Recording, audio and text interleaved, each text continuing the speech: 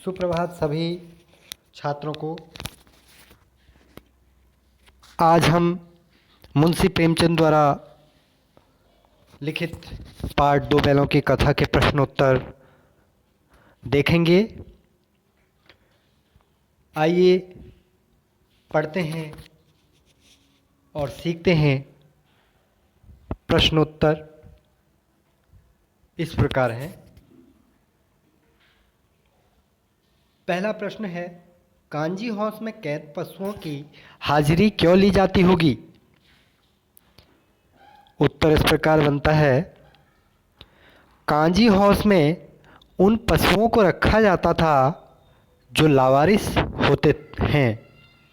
एक प्रकार से उन पशुओं की देखभाल समय के लिए उनको वहाँ रखा जाता था। समय समय उनकी नीलामी भी की जाती है।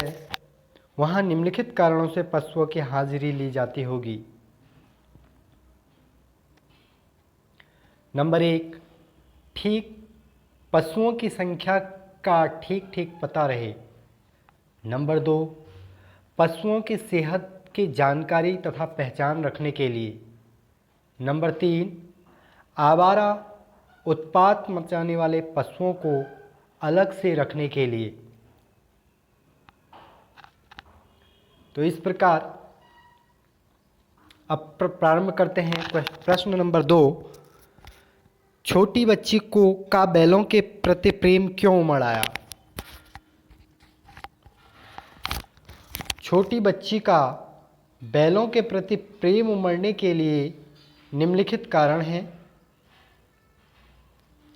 छोटी बच्ची की माँ मर चुकी थी। वह सौतेलेपन का दर्द झेल रही थी। वह माँ के बिछोड़ने का दर्द जानती थी। उसे लगा कि वे भी उसी की तरह अभागे हैं और अपने मालिक से दूर हैं। जिस प्रकार छोटी बच्ची को उसकी सौतेली माँ पेट भर खाना नहीं देती थी, उस प्रकार यहाँ हीरा मोती के साथ सौतेला व्यवहार किया जा रहा था।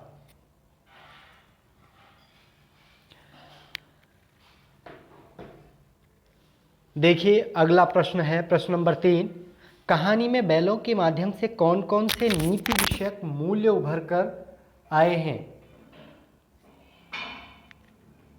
उत्तर, इस कहानी के माध्यम से निम्नलिखित नीति विषयक मूल्य उभर कर सामने आए हैं। एकता में शक्ति होती है। अपने साथ साथ दूसरों का हित भी सोचना चाहिए। सच्चा मित्र मुसीबत के समय किसी भी स्थिति में कभी साथ नहीं छोड़ता। समाज के सुखी संपन्न लोगों को भी अन्य वर्ग की भलाई में योगदान देना चाहिए। आज़ादी बहुत बड़ा मूल्य है। इसे पाने के लिए मनुष्य को बड़े से बड़ा कदम उठाने के लिए तैयार रहना चाहिए। आगे है प्रश्न नंबर 4, प्रस्तुत कहानी में प्रेमचंद गधे की किस स्वभावगत विशेषताओं के आधार पर उसके प्रति रूढ़ अथवा मूर्ख का प्रयोग न कर किसी नए अर्थ की ओर संकेत किया है? उत्तर है, गधे को उसके सरल स्वभाव के कारण मूर्ख का पर्याय समझा जाता है। उसके स्वभाव में सहनशीलता भी देखने को मिलती है। इस कहानी में लेखक ने गधे की सरलता और सहनशीलता की ओर हमारा ध्यान खींचा है। प्रेमचंद ने स्वयं कहा है, सद्गुणों का इतना अनादर कि नहीं देखा, कदाचित इतना सीधापन संसार के लिए उपयुक्त नहीं है। कभी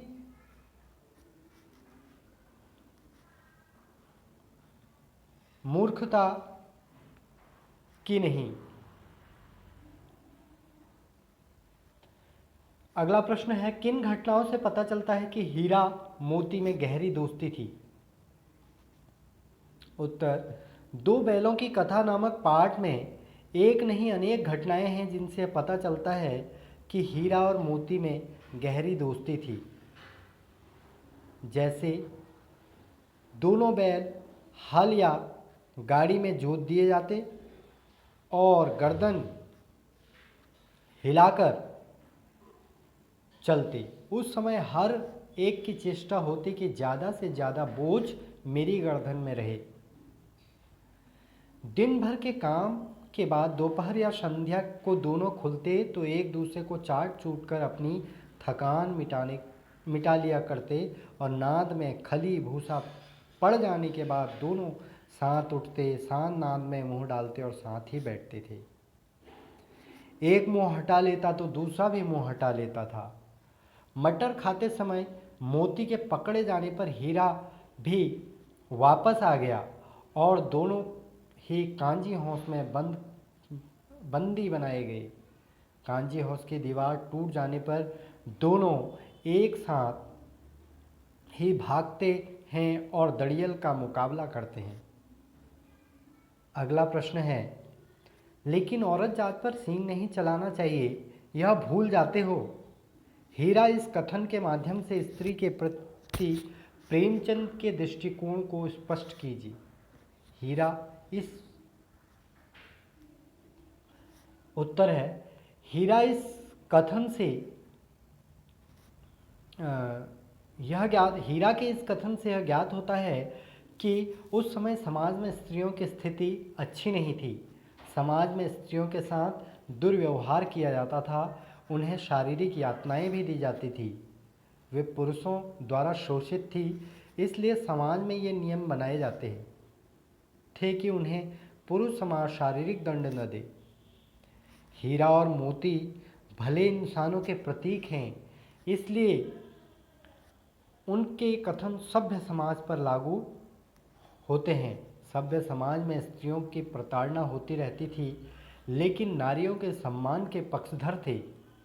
वे स्त्रियों तथा पुरुषों की समानता के पक्षधर थे। अगला प्रश्न है प्रश्न नंबर 7, किसान जीवन वाले समाज में पशु और मनुष्य की आपसी संबंधों की कहानी में किस तरह व्यक्त किया गया है। किसान जीवन वाले समाज में पशु और मनुष्यों के आपसी संबंधों को कहानी में किस तरह व्यक्त किया गया है। उत्तर है, पशु आदिकाल से ही मनुष्यों के साथ ही रहे हैं। सभ्यता संस्कृति के विकास और पशु एक दूसरे के पूरक, मनुष्य और पशु एक दूसरे के पूरक हैं। किसान के लिए पशु तो वरदान के समान है। किसान हल चलाने, बोझ ढोने, पानी खींचने और सवारी करने के लिए पशुओं का प्रयोग करते हैं। झूरी हीरा और मोती को बच्चों की तरह स्नेह करता था। वह उन्हें अपने आँखों से दूर नहीं करना चाहता था। इससे पता चलता है कि किसान अपने पशुओं से मानवीय व्यवहार करते हैं। किसान पशुओं को घर के सदस्य की भांति प्रेम करते हैं और पशु अपने स्वामी के लिए जी जान देने को तैयार रहते हैं। इतना तो हो ही गया कि 9-10 प्राणियों की जान बच गई। अगला प्रश्न, वे तो सब आशीर्वाद देंगे। मोती के इस कथन के आलोक में उसकी विशेषताएं बताइए। मोती के उक्त कथन के आलोक में निम्नलिखित विशेषताएं प्रकट होती हैं। मोती का स्वभाव उग्र होते हुए भी दयालु था। मोती सच्चा मित्र है।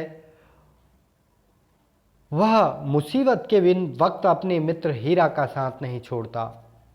मोती परोपकारी और बुद्धिमान है, तभी तो वह कांजी हाउस में बंद जानवरों की जान बचाता है। मोती साहसी है, वह हीरा की मदद से सांड को पराजित करता है।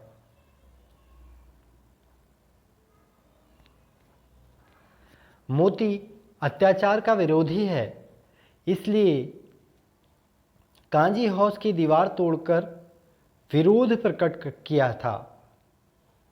अगला प्रश्न है, आशय स्पष्ट कीजिए। अवश्य ही उनमें कोई ऐसी गुप्त शक्ति थी जिससे जीवों में श्रेष्ठता का दावा करने वाला मनुष्य वंचित है। हीरा और मोती बिना कोई वेतन के एक दूसरे के वचन के ही एक दूसरे के मन की बात समझ जाते थे।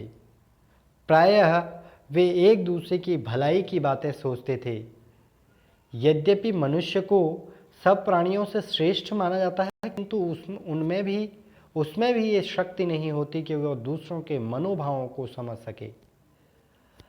अक्सर वह स्वार्थ के कारण भी किसी दूसरे के हित सोचना नहीं चाहता।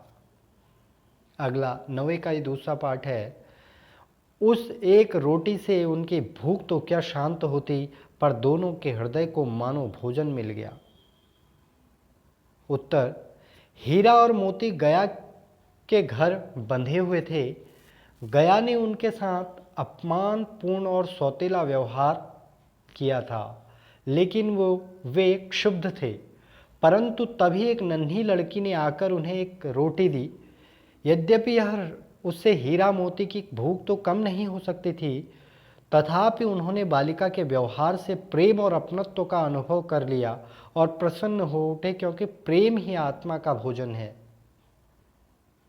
प्रश्न नंबर 10 है, गया ने हीरा मोती को दोनों बार सूखा भूसा खाने के लिए क्यों दिया? क्योंकि उत्तर है, गया पराये बैलों पर अधिक खर्च नहीं करना चाहता था। गरीबी के कारण खली आदि खरीदना उसके बस की बात नहीं थी। नंबर 3, वह हीरा मोती के व्यवहार से बहुत दुखी था। नंबर 4, वह उसे खली आदि सामग्री की जानकारी नहीं थी। वह हीरा मोती के व्यवहार से भी बहुत दुखी था। धन्यवाद। लाइक, शेयर और सब्सक्राइब अवश्य करें।